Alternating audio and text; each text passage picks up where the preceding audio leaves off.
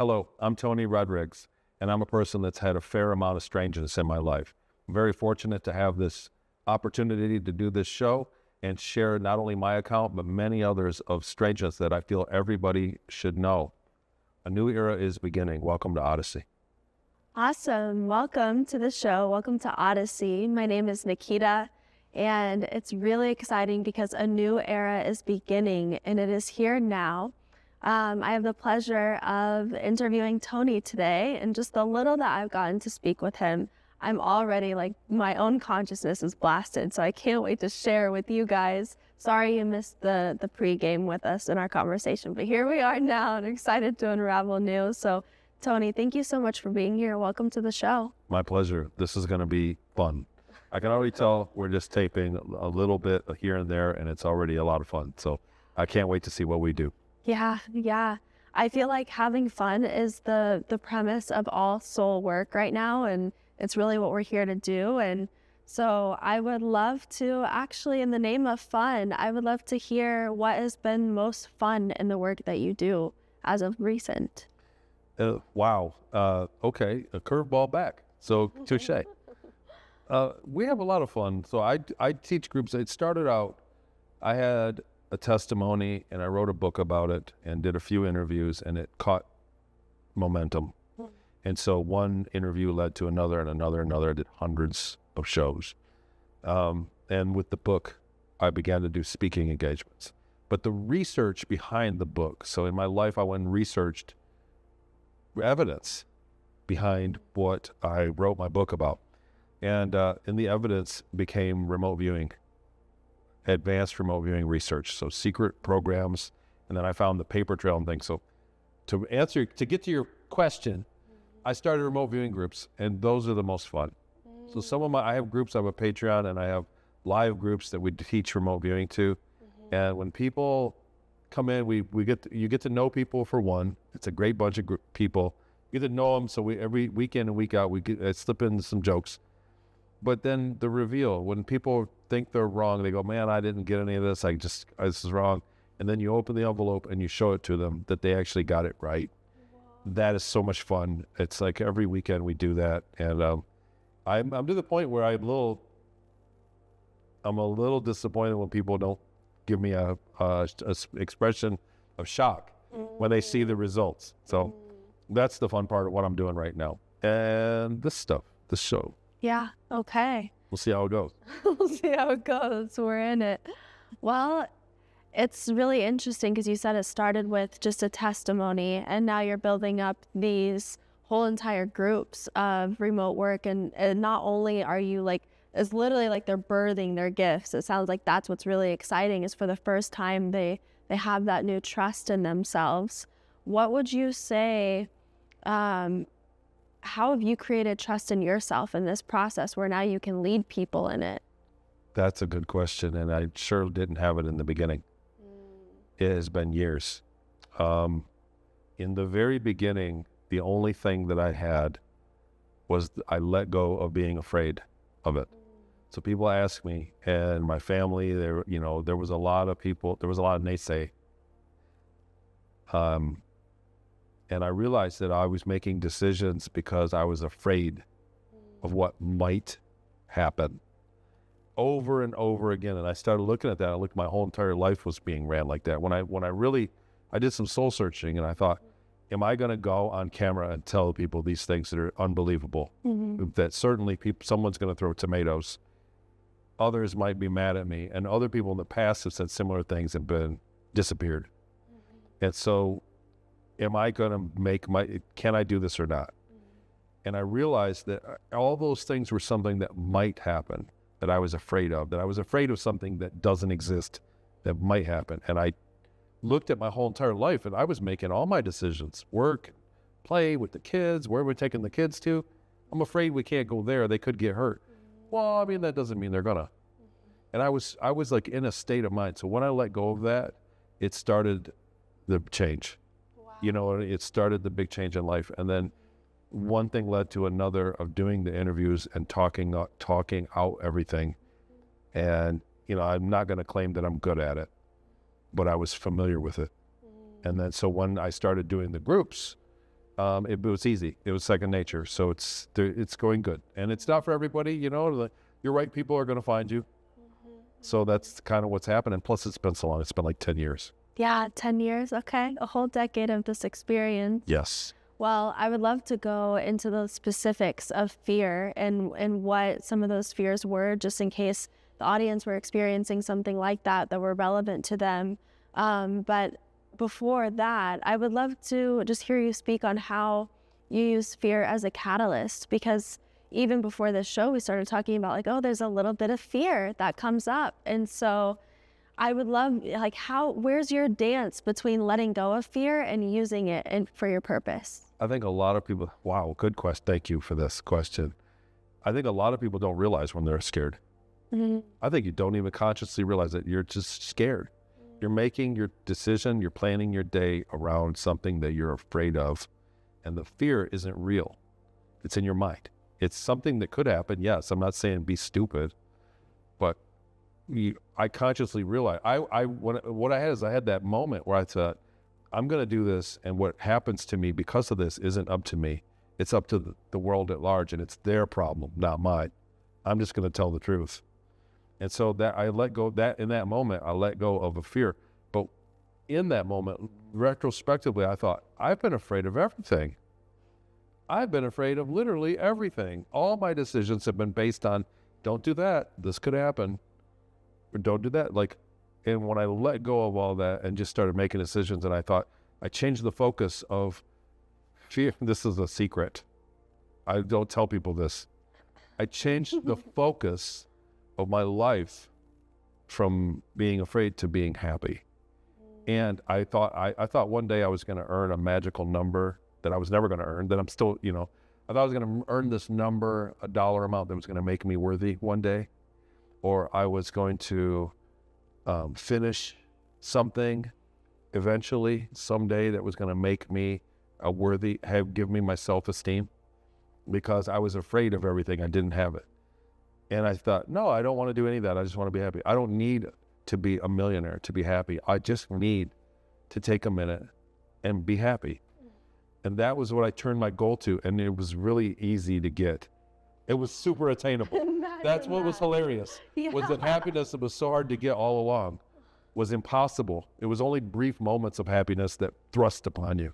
But when I let go of being afraid in all my decisions, and I made my goal, is this overtime I'm working going to make me happy today? And I thought about it. I go, no, this is not what I want. I want to be happy. I want to go home and I want to have dinner, and I'm going to sit and I'm going to make a little fire, and I'm going to hang out, and I'm with my kids.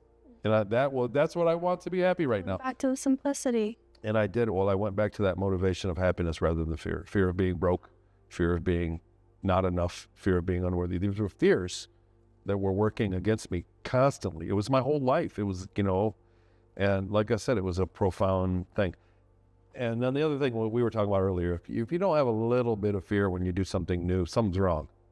So zero fear is something wrong, but also fear is consent. So the more you're afraid of something, the more you consent to it manifesting and doing something against you. So in nature, when you're not afraid of the bee, it doesn't sting you. So fear is a consent, absolutely. And you have to learn how to give your consent properly and how to withdraw it. Whoa, that is very powerful.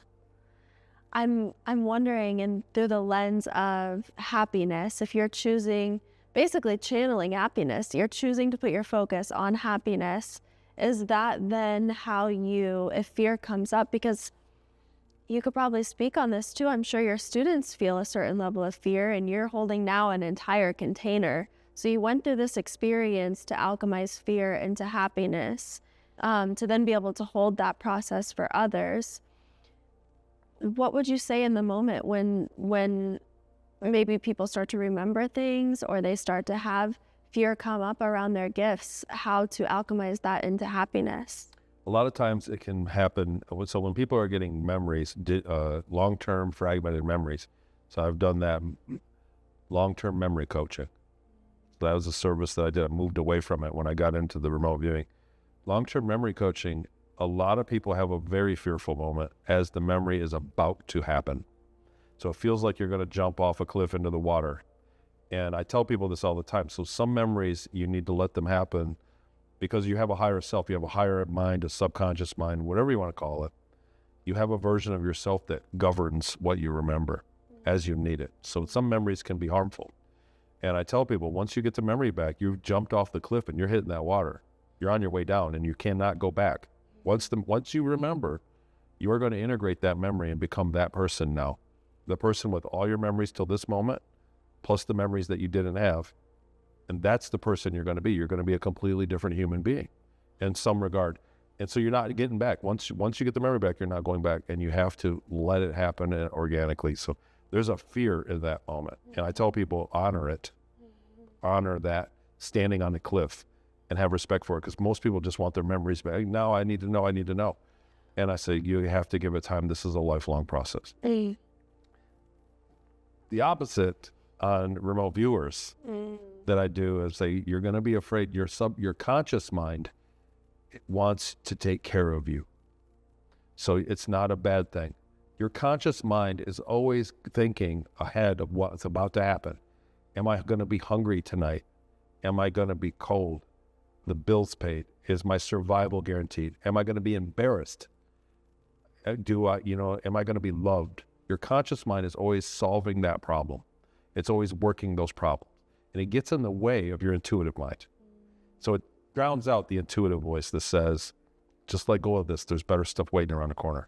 Just forget about it. Just move on. Your conscious mind is like, oh no, we can't move out of here because what if we move to another town and it goes bad?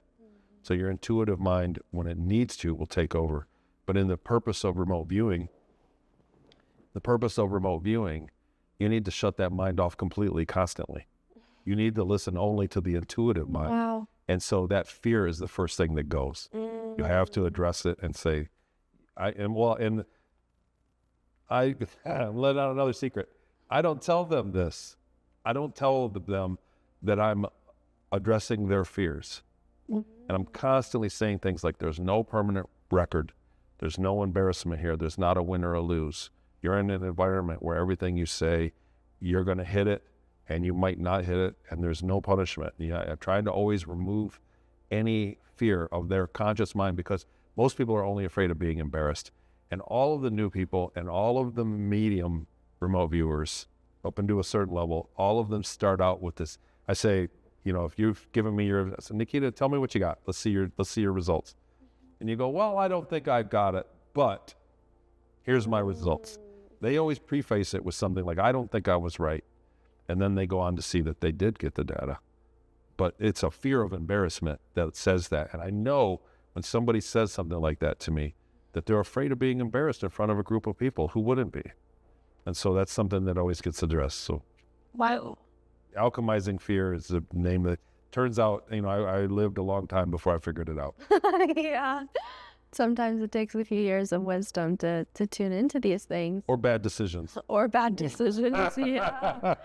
Well, and, speaking on fear, it sounds like you're creating a container where you're addressing fear to the subconscious directly with the way that you choose to use your language, which is so powerful. And in the realm of coaching and creating these containers, I want to speak to specifically one of the problems that I feel a lot of people are experiencing, which is finances. You started to bring it up.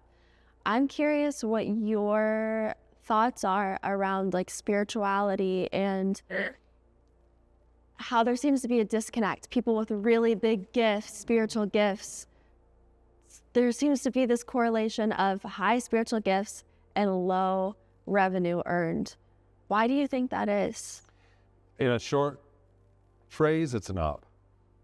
So when I was a kid, money was the root of all evil, was in all the magazines. It was Cosmopolitan. My mom was reading Cosmopolitan. Money is the root of all evil. And in order to be challenged, money was bad. And and not only that, we see the demonization of the wealthy people. So tax the rich. That's on, there's a reality there. However, when we look into religious texts and in history, wealth is for the righteous as well. There's a burden of wealth. They call it the burden of wealth. Not everybody can do it. We know from the lotto winnings, people get They win millions of dollars and they're dead in 6 months. So people die from wealth. So there's a burden there. And a lot of people don't see it as that. They see it as clearly an enemy. And so this will get deep. A friend of mine, people incarnate. We have the starseed issue. People incarnate here from other worlds. They may have lived in a world that didn't have money. So people just don't have an acumen for it. They're good at everything, loving and creating and manifesting and doing all these things. They're good humans, but they came from an incarnation that didn't have money, or in the past. So even people that were Indians a few hundred years ago that may have reincarnated, they didn't have money, so they didn't need it. And so now they're in a system, but the bottom line is, currently, you and I and you all agreed to incarnate into a system that is ran by money, which is an energy exchange. It's not good or evil. It's what is done with it. So there's an energy exchange there. And in fact, you cannot magnify what you are or reach what you're doing if there's not a fair exchange of energy. And so that gives income. You have to have income around it. So I think a lot of people have been duped into thinking that earning money is somehow negative. But ultimately, if you're doing things and you're not earning money, you are incurring an energetic debt to that person. You're making them be indebted to you, right? So if I provide a service for you and I don't, just go ahead and keep it. In a regard, like even though I don't have any ill intention, I've created a debt for you. So now, and then you say, well, I can't. And I say, well, pay it forward. I've done that many times to people. Say, they owe you money, go ahead, keep it. Pay it forward. Give somebody else when you get a minute, when you can. And that's a fair thing to do, but in reality, if you also honor and say, just hit me up later and do it. And love of money is what's evil. So love of money says, I loaned you $5. I say, pay it forward or pay me in the future, and you don't pay it, and I get mad and confront you in the future and ride you about it, and it ruins our relationship because I love that $5 more than I love you or any human. And that's what's wrong. That's what people that's the disconnect. Like at some point you have to let it go. But earning, it's been my experience in my life that when I didn't have money and when I was taking that route, like I can't have money, just go and take it, I actually had too much value placed on money in my life. I had too much respect for it. I had too much expectations for it. I'm so okay that I can just give it all away. And the time that I realized that money, when I chose happiness rather than wealth, it was easy to say, oh, well, I'm going to do this will make some money. You know what I mean? Because I want to be happy. I want to do, this is something that makes me happy to do versus punching a 9-to-5. This is something I like to do. And so I need to earn money doing this so I can keep doing it. It was letting go of money and chasing happiness that are actually earned to me more money. So that, like, this is a tough conversation. And the one thing that I'm strongly perturbed by is that we've also been told to shut up about money. So you can't tell what you earned, what you made, what you charged, what it costs. Don't say it. Don't say anything. And the kids don't know anything about money. When we're kids, we go to school. They go, where do you go to college? Well, I don't know. Well, how much does it make? Oh, we can't tell you that. It may make this, it may make that. Well, what? This is a money system. We have to, there's a dam of information that's pertinent to living in a system like this. And the ability to speak about money and speak about earning money and not demonize it needs to happen for the system to go into the new era. Part of the new era, yes. Yeah, I mean, it sounds like, what you're really sharing is that as a spiritual leader and teacher is, I'm hearing the key points of putting happiness first. And it sounds like what you're talking about with that fear and where we allocate that, because it is something to be revered. And if we want it to change, then it's up to us to choose where to allocate that fear. So to put it towards something that we're stepping toward versus the fear of lack of money or of resources or of what they will think. So I'm hearing that for you, a new era is creating a space where people feel safe to be seen in their gifts, where we eradicate shame and we give ourselves the permission to be able to step into things that we want to claim moving forward versus experiences in the past. And that's the new era. Wow. Hopefully that catches on. I think a lot of people do it naturally. I think they just don't tell anybody about it. Just sitting back and letting go towards happiness. Wow. Well, I appreciate you so much, Tony, for being on the show and for sharing a little bit of your perspective and a new way of being that we get to step into. And I look forward to more. Me too.